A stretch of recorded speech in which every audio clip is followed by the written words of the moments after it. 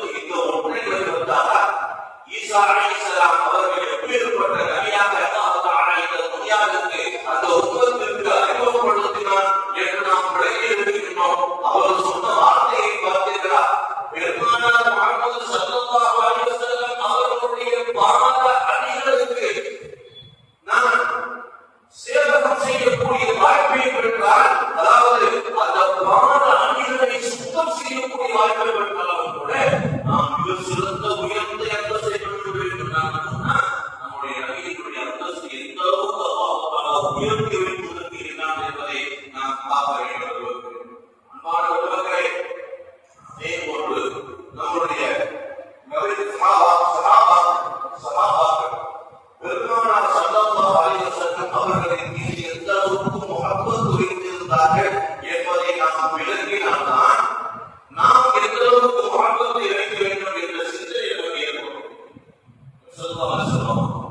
அவங்களுடைய எப்பவுமே இருக்கக்கூடிய முக்கியமான சகாபாக்கள்ல உமர் ரலியல்லாஹு அன்ஹு அவங்களோட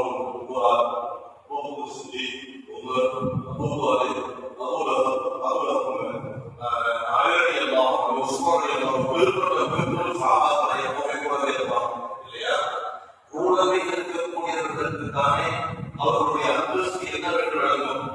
இப்ப பெருமானார் ஸல்லல்லாஹு அலைஹி வஸல்லம் அவர்கள் மரணித்து விட்டார்கள். அவர்களுடன் இருந்த சஹாபாக்களில் உமர் ரலியல்லாஹு அன்ஹு அவர்களுக்கு நம்ப முடியல. பெருமானார் மரணித்து விட்டார்களா? பெருமானாருக்கு மரணம் வருமா? அவர்களுடைய உயிர் தெரியுமா? அவர்களை அல்லாஹ் தஆலா மரணிக்க செய்வானா? பேரிக்கவில்லை.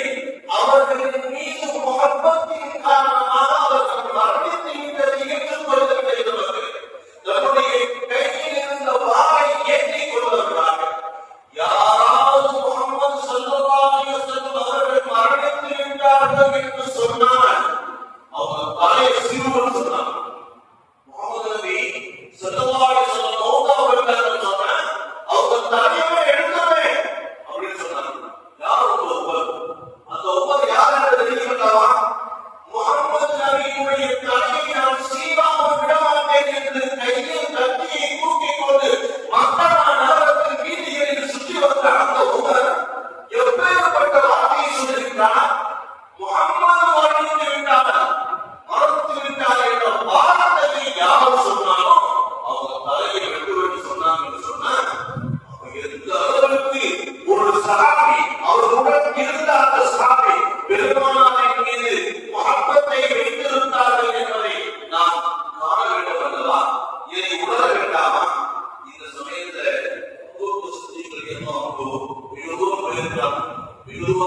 அல்லாஹ்வுடைய ஏற்பாடு. பெருமானார் மரணிக்கும் அந்த வேளையில் அவர்கள் ஒவ்வொரு சஹாபாக்களுடைய நிலையையும் மக்களுக்கு உணர்த்துவதற்காக அல்லாஹ்வின் ஏற்பாடு. நீங்க தூரம் பிரயாணப்பட்டு வந்தோம் அபூபக்கர் சித்திக் ரலியல்லாஹு அன்ஹு செய்தியை கேட்டுக்கொண்டு அங்கு வந்து பார்க்கிறார்கள். பார்த்து பெருமானார் ஸல்லல்லாஹு அலைஹி வஸல்லம் அவர்களுடைய தலையை தடவியிருக்கிறார்கள். அவர்களுடைய நெற்றியில் குத்தவிடுகிறார்கள். அபூபக்கர் சித்திக் ரலியல்லாஹு அன்ஹு அவர்கள் நெற்றியை குத்தவிட்டு சொல்லுகிறார்கள். திபுத்து ஹய்யன் முவையிதன் யா ரசூலல்லாஹ், திபுத்து ஹய்யன் முவையிதன் யா ரசூலல்லாஹ். யா நபியே, நீங்கள் ஹயாத்துடன் இருக்கும் பொழுது கஸ்தூரி வாசனை உங்களுடைய மேனியில் மணந்ததுதான் யா ரசூலல்லாஹ். மௌத்தாக இருக்கும் பொழுது உங்களுடைய உடலிலே கர்மம் கவலைகிறது.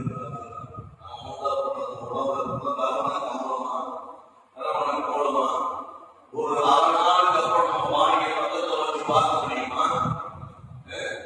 அந்த ஐஸ் போட்டு இல்லைன்னு சொன்னா 2 நாள் 3 நாள் வச்சிருக்க முடியுமா? ஜனாசாவை வீட்டுக்குள்ள. பெருமானார் ஸல்லல்லாஹு அலைஹி வஸல்லம் அவர்களுடைய அந்த வேடிக்கை முகர்ந்த அபூபக்கர் சித்திக் சொன்ன வார்த்தை அன்பான நண்பர்களே, அவர் சொல்கிறார், வமை யஅபுது முஹம்மதன், யார் முஹம்மதை வணங்குகிறார்களோ, யாரெல்லாம் முஹம்மதை வணங்குகிறார்களோ நீங்கள் தெரிந்து கொள்ளுங்கள். வைன்ன முஹம்மதன் அது மாத்த முஹம்மது மௌத்தாகி விட்டார். ஏன் இந்த வார்த்தை சொன்னாங்க? யாராவது முஹம்மதை வணங்குறாங்களா? ஸல்லல்லாஹு அலைஹி வஸல்லம் யாராவது முஹம்மதை வணங்கினார்களா? ஸல்லல்லாஹு அலைஹி வஸல்லம் யாராவது வணங்கினார்களா? பெருமானார் ஸல்லல்லாஹு அலைஹி வஸல்லம் அவர்கள் அனைத்து தலைவர்களுக்கு மத்தியில் தனித்துவமாக தெரிந்த மிக உயர்ந்த அந்தஸ்தை பெற்ற ஒரு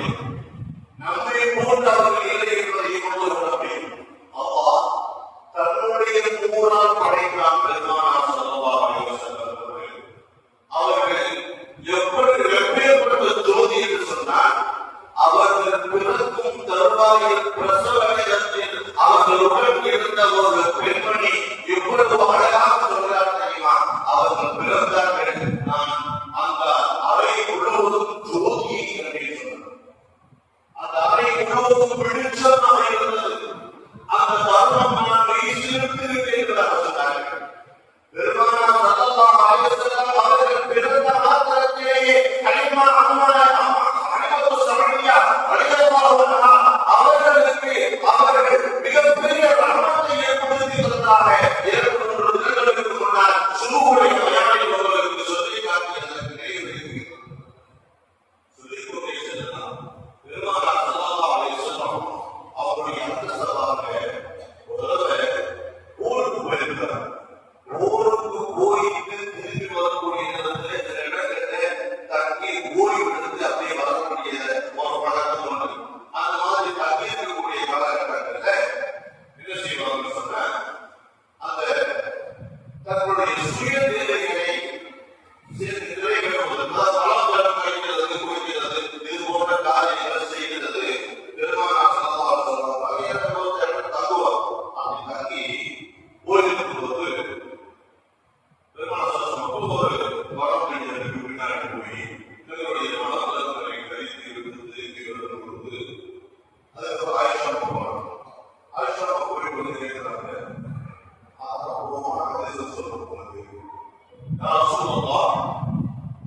நீங்க மலங்களை கழிக்கணும் போனீங்க, பின்னாடி நான் போனேன், நீங்க வந்துட்டீங்க, ஆனால் நீங்கள் மலங்களை கழித்ததற்கு உண்டான அடையாளமே இல்லையே அப்படின்னு கேட்டார். ஆயிஷா, உனக்கு தெரியாதா? உனக்கு தெரியாதா? அல்லாஹ் தஆலா நபிமார்களுடைய மனக்கடத்தை பூமி உள்வாங்கும்படியாக வைத்திருக்கிறார். இன்னொரு சில நீ பூமி வந்த இடம் நறுமணம் கவர்ந்ததா இருந்ததை சொன்னார்.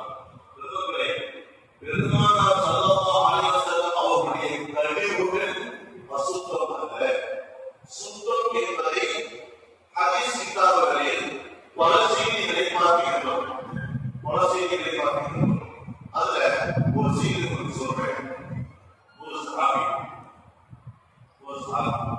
அவங்க அப்துல்லாஹ் பின் சினான் ரலியல்லாஹு அன்ஹு அவங்க பெருமானார் ஸல்லல்லாஹு அலைஹி வஸல்லம் அவர்கள் ஹிஜாமா இரத்தம் ஊற்றி வாங்கக்கூடிய ஒரு மருத்துவ கடையை வைத்திருந்தார் அந்த காலத்தில்.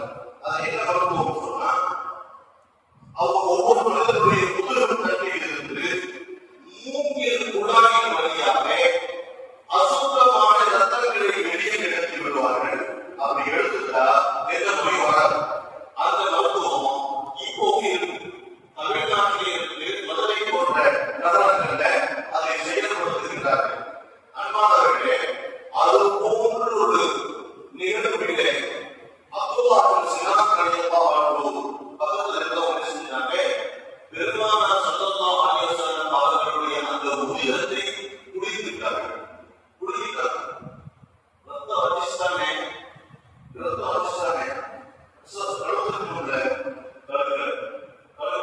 என்ன சொன்னாங்க தெரியுமா? என்னுடைய ரத்தம் புகட்டப்பட்டவரை நீங்க பார்க்கணும்னு சொன்னா அப்துல்லாஹ் பின் சினானை பாருங்கள் அப்படின்னு சொன்னாங்க. அதே போன்று உஹது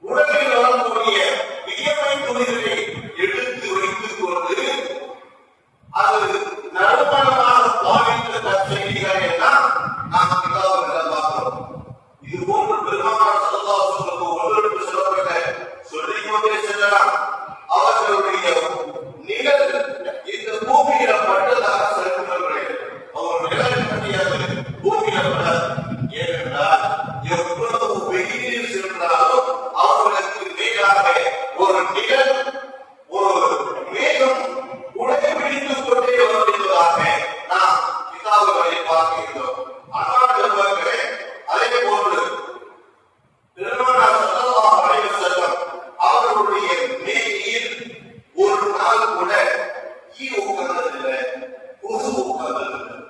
இவைகள் எல்லாம் கழிவுகளில் இருந்துவிட்டு நம்முடைய மேனியில் வந்து உட்காரக்கூடிய காட்சியை நம்ம பார்க்கிறோம். அந்த மாதிரியான ஒரு சூழ்நிலையை கூட அல்லாஹ் சுப்ஹானஹு வ தஆலா பெருமானார் ஸல்லல்லாஹு அலைஹி வஸல்லம் அவர்களுக்கு தரவில்லை என்பதை நாம் முதல்ல விளக்கணும். அதே மாதிரி பெருமானார் ஸல்லல்லாஹு அலைஹி வஸல்லம் அவர்களுக்கு இன்னொரு ஆற்றலையும் அல்லாஹ் கொடுத்திருக்கிறார்.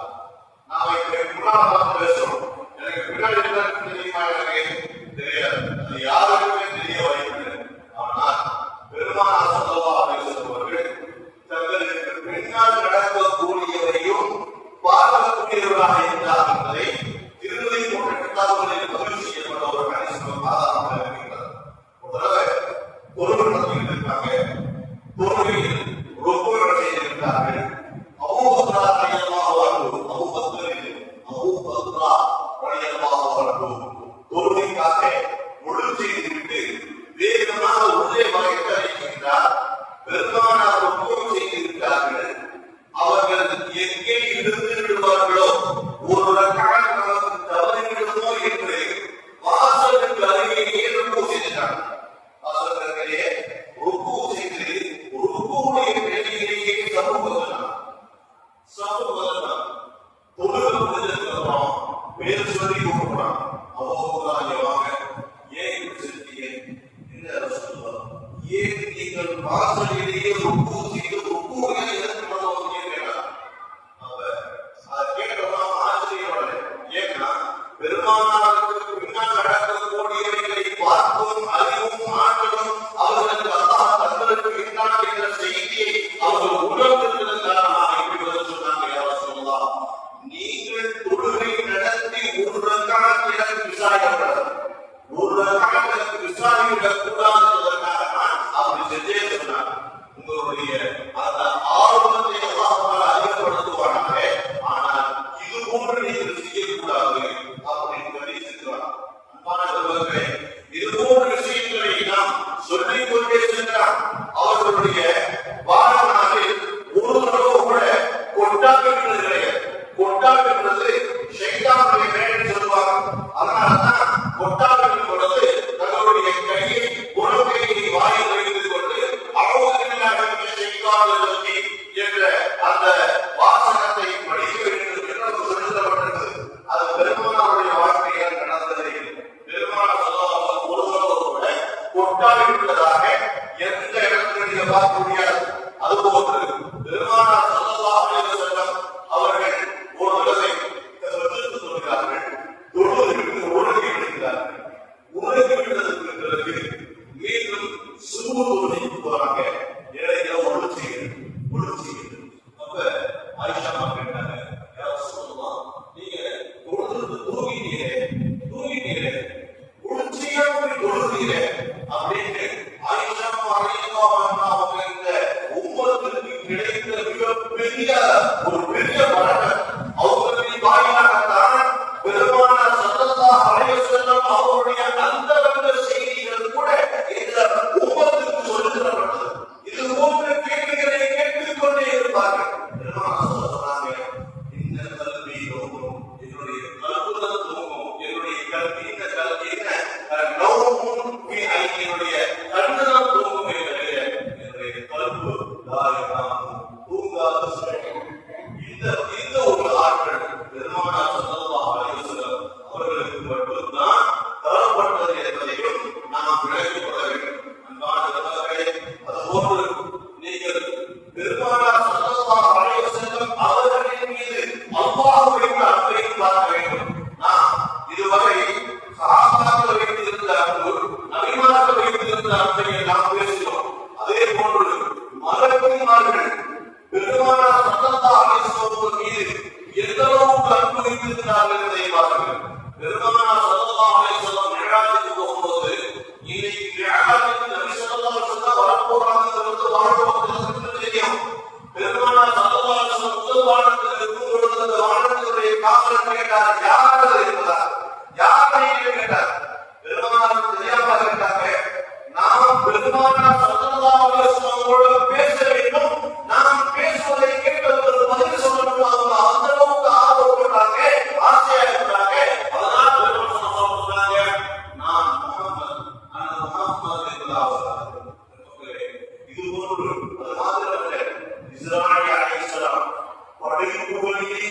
விகாரமான மனித உருவத்து மனிதன் பார்த்தால் பயப்படக்கூடிய அளவுக்கு ஒரு பயங்கரமான தோற்றம் கொண்டவர்கள் மலக்குள் மௌத் இஸ்ராயீல் அலைஹிஸ்ஸலாம். அவங்க வந்து இறங்கிட்டாங்க சக்கரத்துக்காக பல பேர் மனம் கரைவதையெல்லாம் பார்த்திருப்பீங்க. அந்த பயம் அவர்களுடைய அந்த முகத்தை பார்த்தாலே நடுக்கம் ஏற்பட்டிருக்கிறது. அப்பேற்பட்ட இஸ்ராயீல் அலைஹிஸ்ஸலாம் அவர்கள் கூட வீட்டின் வாசலில் வந்து நின்று பெருமானாரிடம் அனுமதி கேட்டு, யா ரசூலுல்லாஹ், நான் உள்ளே வரலாமா என்று அனுமதி கேட்டு உள்ளே வந்து, இப்பொழுது நீங்கள் வந்திருக்கிறீர்களே என்ன செய்தி? நான் என்னை அல்லாஹ் அனுமதிக்கின்றான், நீங்கள் என்ன சொல்கிறீர்களோ அதன்படி செய்ய சொல்லிருக்கின்றான் என்று அனுமதி யாருமே அனுமதி கேட்கவும் மாட்டாங்க. அதை சொல்றாங்க, இதுவரைக்கும் நாம் யாரிடத்திலும் அனுமதி கேட்டதில்லை, இனிமேல் கேட்க போனதில்லை என்று அனுமதி கேட்டு அவர்களிடத்திற்கு அந்த ரூபை கைப்பற்றினார் என்று சொன்னால், மலக்குமார்கள் நபி ஸல்லல்லாஹு அலைஹி வஸல்லம் அவர்களின் மீது வைத்திருந்த அந்த பாசத்தை நாம் உணர வேண்டும். அல்லாஹ்வுடைய பாசத்தை மூசா அலைஹிஸ்ஸலாம் அவர்கள் குறிப்பிட்டார். அபிஷாகி சதரி விசதி யா அல்லாஹ், என்னுடைய கல்வை சுத்தப்படுத்துவார். திடமான தலவா என் குர்ஆன் பேசுவார். குர்ஆனை அவர் பேசுவதற்காக சென்ற அந்த சபையில் இருக்கின்றன. அவர்களுடைய கல்வியில் ஒரு நடுக்கம் இருந்தது. நம்ம கேட்டாங்க, யா அல்லாஹ், என்னுடைய கல்வை நீ விரிவுபடுத்துவாயாக என்பதாக சொல்லும் பொழுது அல்லாஹ் தஆலா அதை விரிவுபடுத்தியதாக சொல்லுகிறார். அதே போன்ற பெருமானார் ஸல்லல்லாஹு அலைஹி வஸல்லம் அவர்கள் சொல்லும் பொழுது அல்லாஹ் சொல்லுகிறார், அலம் நஷ்ரஹ் லக சத்ரக், நபியே ரசூலே, உங்களுடைய கல்வை நான் விசாலப்படுத்தியிருக்கிறேன் என்பதை நீங்கள் அறியவில்லையா என்பதாக சொன்னார். இதனால நீங்க விளக்கணும். மூசா அலைஹிஸ்ஸலாம் கேட்கப்பட்டார்கள், கேட்காமலேயே அல்லாஹ் தஆலா பெருமானார் ஸல்லல்லாஹு அலைஹி வஸல்லம் சொன்னார். அதே மாதிரி அஜல் ரப்பி இலைக்க லி தக்வா, மூசா சொன்னார், யா அல்லாஹ், நீ என்னை பொருந்திக் கொள்வதற்காக உன்னை நெருங்கி வந்து கொண்டிருக்கிறேன், என்னை பொருந்திக் கொள்வாயாக என்பதாக அவர் சொன்ன அந்த வார்த்தையை பதிவு பண்ணக்கூடிய அதே குர்ஆனில் இருந்து சௌஃப யுஹ்திக்கும் அல்லாஹ் தஆலா நபியே, நீங்கள் பொருந்திக் கொள்ளும் அளவுக்கு உங்களுக்கு வெகுமதியை வழங்குவான் என்பதாக சொல்லக்கூடிய அந்த வார்த்தைகள் எல்லாம் சாதாரணமான விஷயங்கள் என்பது அல்லாஹ் தஆலா தன் அருள்மறையாம் திருமறையிலே நபிமார்களை சொல்லுவதெல்லாம், யா ஆதம், ஓ ஆதமே, நீ இப்படி செய்யுங்க. யா இப்ராஹிம், ஓ இப்ராஹிமே, நீங்க அந்த மாதிரி நடந்துருங்க. யா மூசா, ஓ மூசாவே, நீங்கள் இதை செய்யக்கூடாது என்று ஒவ்வொரு நபிமார்களுடைய பெயரை அழைத்து சொல்லக்கூடிய அல்லாஹ் தஆலா யா முஹம்மத் என்ற ஒரு வார்த்தை சொல்லுகிறேன். பெருமானார் ஸல்லல்லாஹு அலைஹி வஸல்லம் அவர்களின் மீது அல்லாஹ் வைத்திருந்த அன்பினுடைய ஆழமான தயவுள்ளது. அன்பானவர்களே, அல்லாஹ் தஆலா பெருமானார் ஸல்லல்லாஹு அலைஹி வஸல்லம் கூப்பிடுவதெல்லாம் யா அய்யுஹர் ரசூல், யா அய்யுஹன் நபி, அல்லாஹ்வுடைய நபியே, அல்லாஹ்வுடைய ரசூலே, யாசீன், தாஹா என்றுதான் அவர்களை செல்ல பெயர்களை வைத்து அழைத்தாரே தவிர பெயர் சொல்லி கூட பெருமானாரை அல்லாஹ் தஆலா ஒரு நாளும் அழைத்ததாக குர்ஆன் ஷரீஃபிலும் ஹதீஸ் கிதாபிலும் நீங்கள் காண முடியாது இருக்கிறது. நபிகள் நாயகம் ஸல்லல்லாஹு அலைஹி வஸல்லம் அவர்களின் மீது நாம் உள்ளங்களை எந்த அளவுக்கு வைக்க வேண்டும் என்பதை விளங்கிக் கொள்வதற்காகவே இது போன்ற விஷயங்களை உங்களுக்கு சொல்ல விளைவிக்கிறேன். அல்லாஹ் தஆலா எந்த அளவுக்கு பெருமானார் ஸல்லல்லாஹு அலைஹி வஸல்லம் அவர்களின் மீது முஹப்பத் வைக்க வேண்டும் என்று நாடுகின்றானோ அந்த அளவுக்கு அல்லாஹ் தஆலா நாம் பெருமானாரின் மீது முஹப்பத் வைக்கக்கூடிய பாக்கியத்தை தந்தருள்வானாக. அதனுடைய அடிப்படையில் பெருமானார் ஸல்லல்லாஹு அலைஹி வஸல்லம் அவருடைய ஷஃபாஅத்தை